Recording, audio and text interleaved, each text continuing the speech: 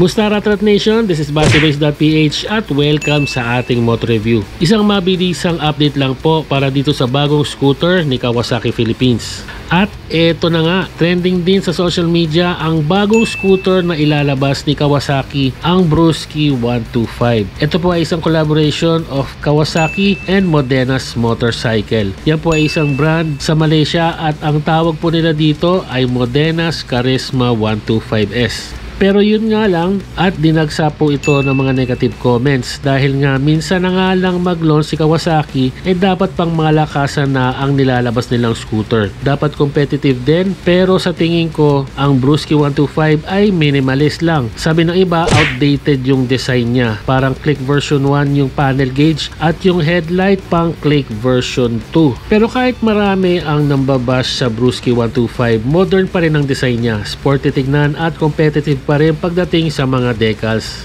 Bagay na bagay siya sa mga pang-delivery service, city commute at everyday use dahil ito po ay may fuel tank capacity of 5.1 liters with fuel consumption of approximately 40 to 45 kilometers per liter. Carry pa rin ang bigat nito, bagay din sa mga first timer na mag-scooter, 108 kilograms lang. Sakto lang ang ground clearance nito, 120mm at seat height of 770mm kaya makakaupo ka pa rin na maayos at balance ka pa rin from the ground. At siyempre hindi mawawala dyan yung charging port na napaka-importante sa lahat ng mga riders natin para habang nagcha-charge ka, updated pa rin tayo sa Viva Max atin to syempre.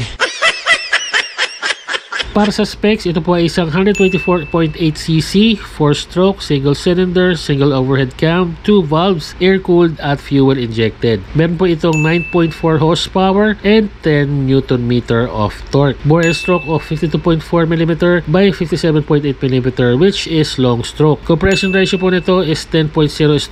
Maganda pa rin ang mga suspension nito, naka-telescopic fork at naka-single coil suspension. Kung pang commuter scooter ang hanap mo, dapat malakas pa rin ang braking power nito. Disc brake with dual piston caliper sa harap at naka-drum brake sa likod. Swak sa bangkingan ng mga gulong nito, 80x90x14 and 90x90x14 with tubeless tires. Para sa mga features, naka-OLED lighting system, meron siyang daytime running light, naka-semi-analog panel display, malinaw at nababasa ang mga information nito. Naka-shutter lock system with seat opener, may 14 liters compartment na marami ka pa rin mailalagay ng mga importanteng bagay. At syempre, may push start and kick start. Kawasaki Brusky 125 has an SRP of 75,000 pesos with 3 color options, blue, red, and gold. And magiging available na po ito this coming September as per Kawasaki Philippines. At kung ikukumpara natin siya sa ibang mga competitive na 125cc category, lumalabas na competitive din ang price range niya sa merkado. Ang tanong, kumbinsido ka ba na bibilhin ang Kawasaki Brusky 125 sa halagang 75,000